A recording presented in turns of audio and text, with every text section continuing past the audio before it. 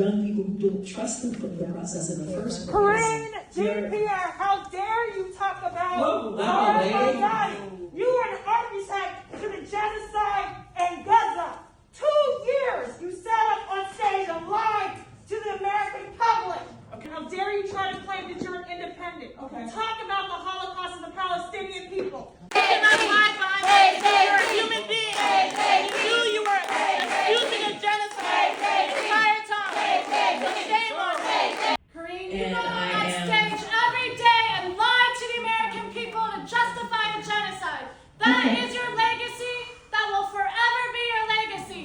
Shame on you. Shame on you. You said a couple of days ago that you are very proud and you will take nothing back from what you did in that administration. And you just talked about crises. I'm sitting and listening, and you failed to mention the genocide that you have talked about day after day to cover up. Okay. So I want to ask you, are you ashamed or are you proud of the way that this administration, all of you have blood on your hands? Let me tell you something.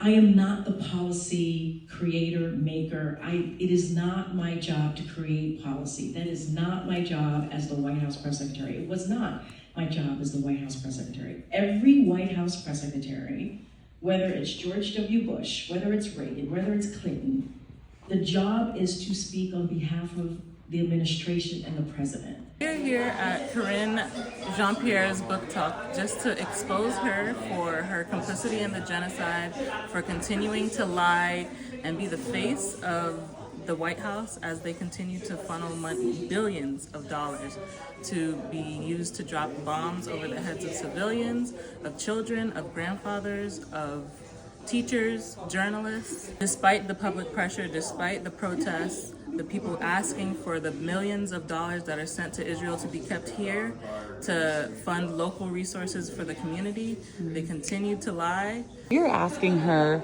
after a couple days ago, the classified report that came out, saying that people inside the administration knew that there were Israeli human rights violations, knew that U.S. citizens were bombed in this, and there's complicity there.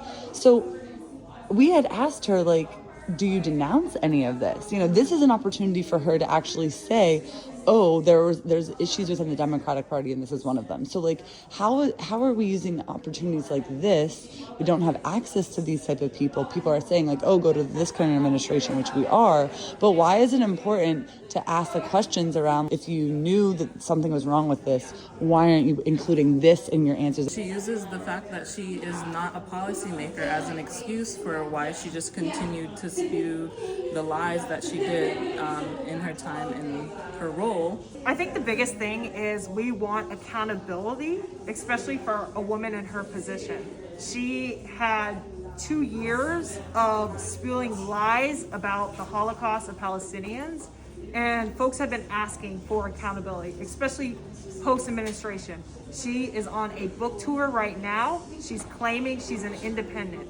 There has not been a moment of accountability on her part and the preparation of the genocide.